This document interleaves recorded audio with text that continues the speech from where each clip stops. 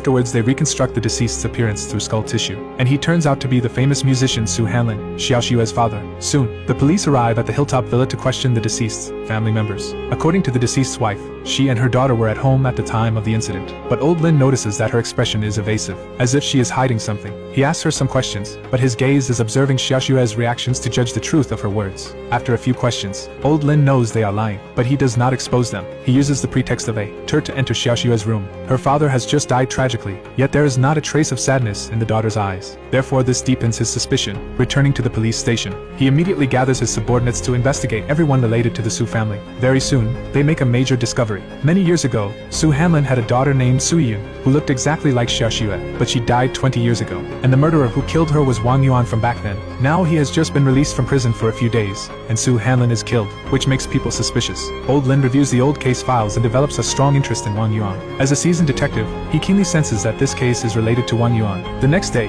Xiaoxue receives a phone call. The other party does not speak, only noise. She thinks it is a prank, but does not know it is Wang Yuan on the other end. On the other hand, Old Lin finds the old case files. At that time, Yun was only 18 years old, and a 19-year-old perverted young man stalked her every day, until one night, the young man took advantage of her family being away, climbed over the wall to intrude with ill intentions. The girl resisted desperately, and was ultimately beaten to death. But strangely, the girl from back then looks too much like Xiaoxue. To clarify the reason, Old Lin finds Xiaoxue and asks her if she has an older sister, but she knows nothing about it. Although the two cases may not be related, Old Lin still warns her to be careful and leaves his contact information, telling her to contact him if anything happens. Xiaoxue wants to say something but hesitates, unaware that a pair of eyes is watching all of this from afar. Actually, Old Lin has had doubts early on, because a normal girl would be scared upon hearing about a murder case. But there is only confusion in Xiaoxue's eyes, so he is convinced that the two cases are related. Just then, a piece of glass falls from the sky. Several people look up and discover that the person upstairs is Wang Yuan. The police immediately go upstairs to chase and capture him, but he seems to have no intention of escaping,